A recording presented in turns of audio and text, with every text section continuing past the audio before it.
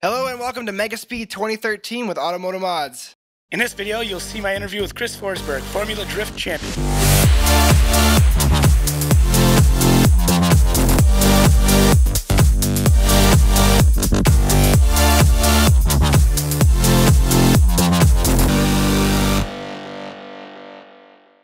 All right, Chris, so we're at the Megaspeed car show event.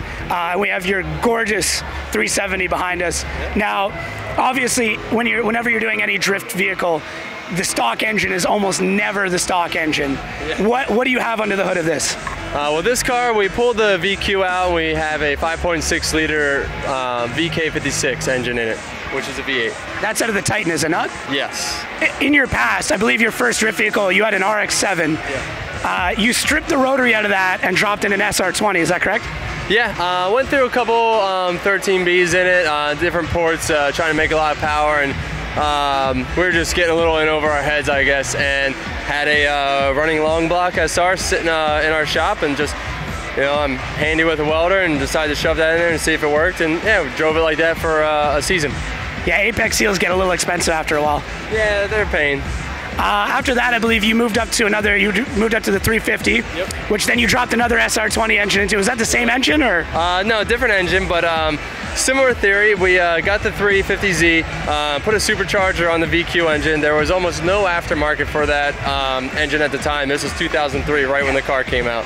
And that motor just grenaded under the boost, and instead of doing a bunch of custom pistons, rods, and all this other stuff, since there wasn't really any off-the-shelf parts yet, same thing, just got an SR20 that had pistons and rods and stuff already in it, ready to go, and dropped that in there, made more power than the previous setup, and that motor lasted, well, that was in that car for years, yeah. So definitely the SR20 has been something that obviously drifting's been using forever, and now they've moved more towards V8s being blown. Personally, I've discussed this in other videos we've had. I'm not a big fan of this, simply because of it's getting kind of, I feel, getting away from the traditionalism of what drift was.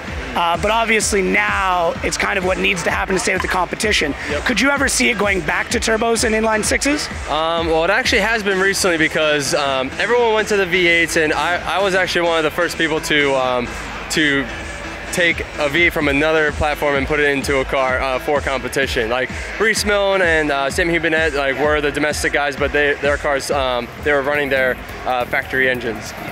We did the 5.6 liter and the 350, and it was because we didn't want to run a turbo. We wanted the big displacement, big torque, and it was great. And we like to keep it all Nissan, and that was our whole theory. Guys just started dropping in the Chevy setups because it's very cheap and affordable. Easy way to make anywhere from 300 to 700 horsepower. But nowadays, the power just keeps going up and up and up. Guys are on sprint car motors. We're getting up to 850, but we're really peaking out of naturally aspirated V8 power. We have the highest horsepower Nissan naturally aspirated engine in the world. It makes 850, and there's nothing else we can do to it. And we are at the point where we are not falling behind, but we can see, the fence, and we can't get across it. We're maxed out on our power. So we have been toying with the idea, and there are other drivers that already have gone back to 6 cylinders or even turbo V8 setups to get up over that 1,000 horsepower mark.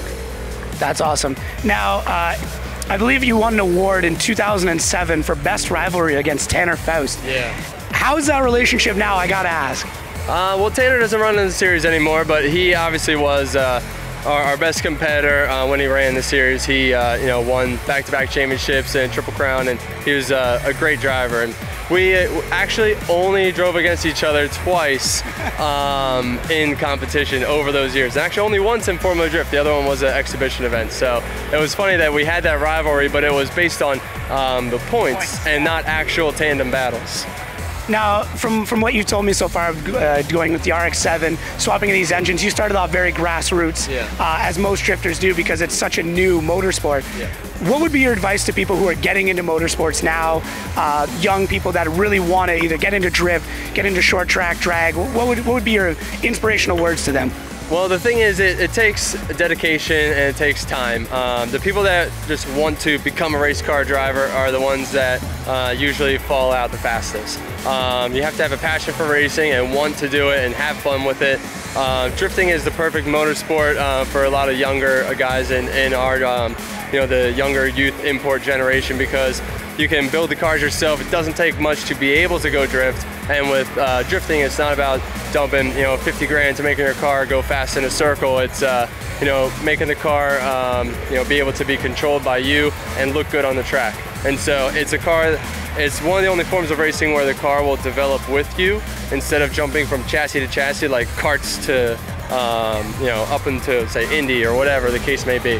But so that's why I love drift. That's why we tell everyone that is interested in the sport to just get a car, spend time with it, get your friends, and just go out and have a good time, and you will become a great driver. Now, you obviously have run Nissan for a very long time. Yep. What do you drive at home? What's your day-to-day? I actually just recently got a 1975 Datsun. Yeah, it actually has a 500 horsepower RB25 in it, which is super fun to drive around. Usually I would drive my truck, just my tow vehicle, work truck, but getting that thing is a lot more fun. Yeah, that's a great grocery getter. Yeah. I'll go to Loblaws in that any day of the week. Other than that, the car looks amazing. We're hoping to expect big things coming out. Is there anything that we should be looking for with you, your career, any movements that way? Well, we are releasing our 2013 car next week. This is actually our 2011 car. So the Pro car will be releasing next week. We got a couple test days lined up, and Formo Drift starts in only 3 weeks, so we got a lot on our plate and doing the best we can to be as ready as we can for 2013. Awesome, we can't wait to see it, and we'll keep you updated on Automotive Mods. Thanks for all your time, man. Yep. Thanks so much. Of course.